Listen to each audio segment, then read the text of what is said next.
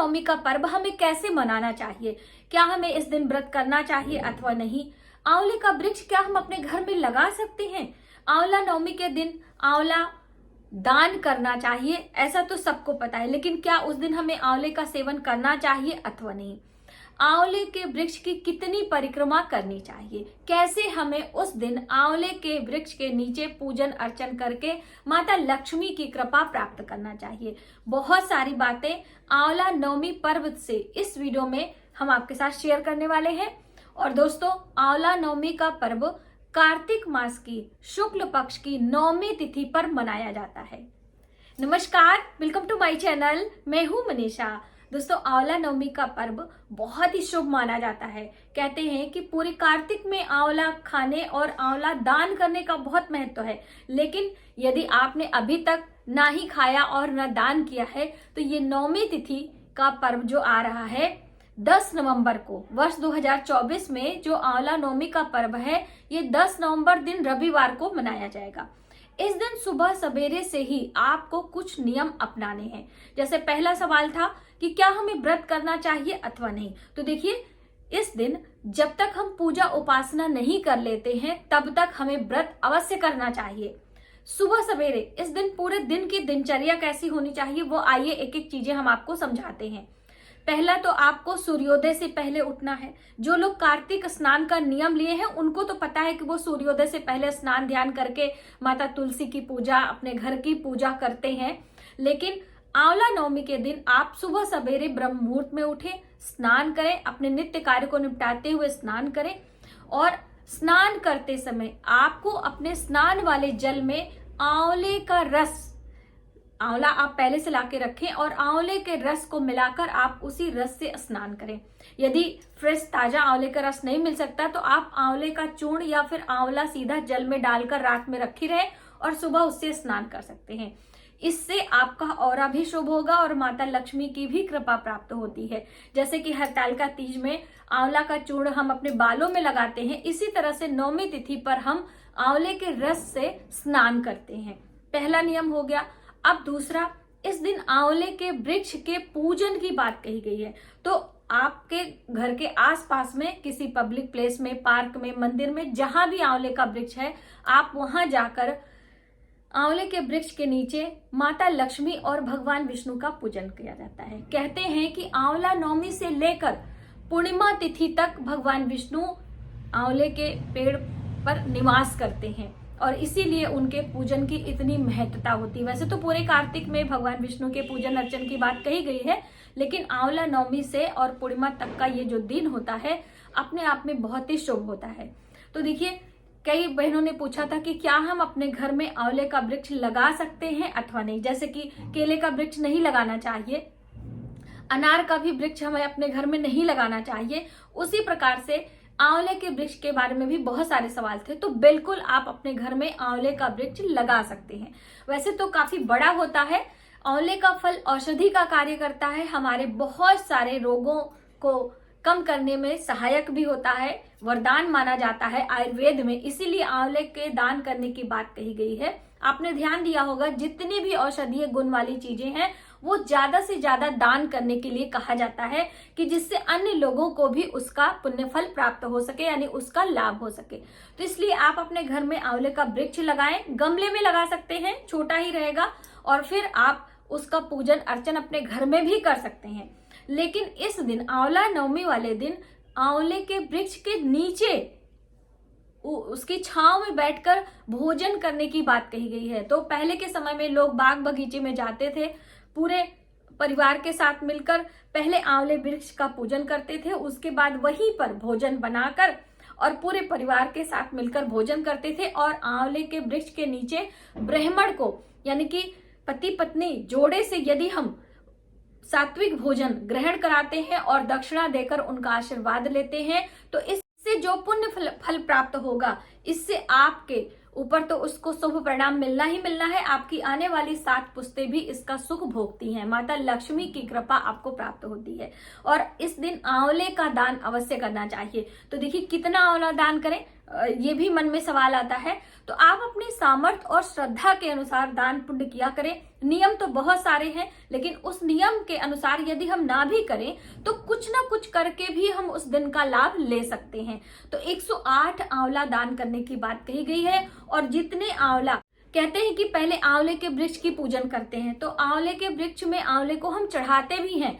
तो 108 आंवला, जैसे कि आंवला आपने ले लिया, ओम नमो भगवते वासुदेवाय नमः, ओम नमो भगवते वासुदेवाय नमः, इस तरह से 108 बारी उस आंवले से आपको मंत्र का जप करते हुए जड़ों में रखना है। उसके बाद आपको परिक्रमा करना है। तो परिक्रमा के लिए आप 108 परिक्रमा, 51, 21, 11, जितने भी आपकी सामर्थ्य, देखिए हर लोगों का अवस्था और क्षमता अलग होती है, तो अपने अपने क्षमता और अवस्था के अनुसार आप परिक्रमा करिएगा और दान करिएगा। नियम की हम बात करें तो 108 आंवला दान और 108 परिक्रमा की बात कही है। जब भी हम किसी चाहे मंदिर की हम बात कर ले, चाहे किसी देव वृक्ष की परिक्रमा करते हैं, तो इस तरह से राइट हैंड से जाते हुए हमें परिक्रमा करना चाहिए। अब आंवले की पूजा, दान और सभी चीजें आपको पता हो गई। अब जानते हैं कि आंवले के वृक्ष का दान या आंवले का दान हमें करना है कि नहीं। तो बिल्कुल आंवला नवमी के दिन हम आंवला दान कर सकते हैं। आंवले का वृक्ष दान ना करें, आप वृक्ष लगाएं। लगाने से क्या होगा कि आप किसी पब्लिक प्लेस में, किसी मंदिर में, किसी रोड या नदी के किनारे यदि वृक्ष लगाते हैं तो वो धीरे धीरे बड़ा होता है और अन्य लोगों को पूजा करने में सहायक भी होता है, और उसमें जो फल लगते हैं वो अन्य जीव जंतु के पेट भरने के में भी सहायक होते हैं। तो इससे आपको 8 गुना पुण्य और भी मिलेगा।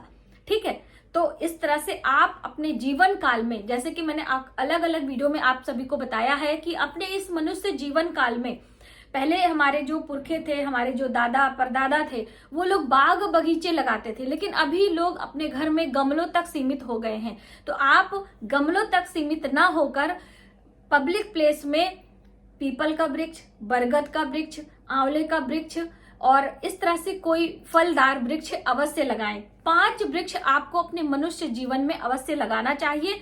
आप जैसे कार्तिक मास में आंवले के वृक्ष की महिमा है, हम अमावस्या तिथि पर पीपल वृक्ष या बरगद वृक्ष को लगाने की बात कहते हैं। तो इस तरह से आप अलग अलग तिथियों पर अलग अलग वृक्षों को भी लगाकर अपने पुण्य फल को बढ़ा भी सकते हैं, अपने कष्ट को कम कर सकते हैं। तो इस तरह से हो गया।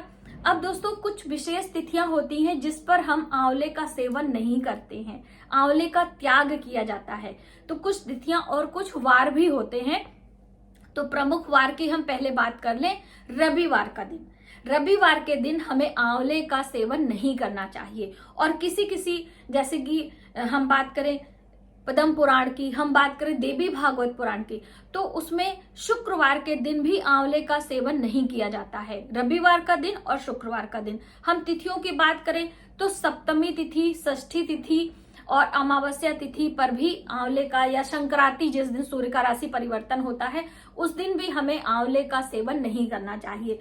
तो देखिए, अब अन्य दिन तो लोग ध्यान नहीं दे पाते हैं, लेकिन जब ये आंवला नवमी है तो हम पूजन करेंगे, आंवले का दान करेंगे, लेकिन हम आंवले का सेवन नहीं करेंगे। प्रसाद के रूप में आप रखेंगे उसको, दूसरे दिन यानी 10वीं तिथि में आप उसका सेवन कर सकते हैं पूरा लाभ लेने के लिए। अब देखिए, आप 1 आंवला 2 आंवला किसी को देते हैं तो वो हो सकता है उसका सदुपयोग ना कर पाए। तो इससे अच्छा है कि आप आंवले का कोई रेसिपी बनाकर दे सकते हैं।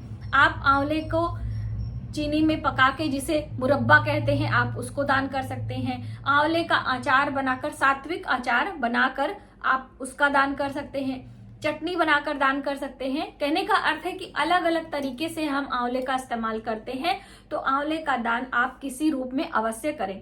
दूसरी अहम बात, जो हम आंवले के वृक्ष के नीचे भोजन बनाएंगे, तो अब जैसे बहुत सारे लोगों को व्यवस्था नहीं हो पाती है कि भोजन बनाए, तो आप अपने घर से लेके जाएं और आंवले के वृक्ष के नीचे उस भोजन को कुछ देर रखें जब तक आप पूजा परिक्रमा करेंगे, और वहीं पर आसन लगाकर बैठकर आपको भोजन करना चाहिए। इससे भी आपको पुण्य फल मिलेगा।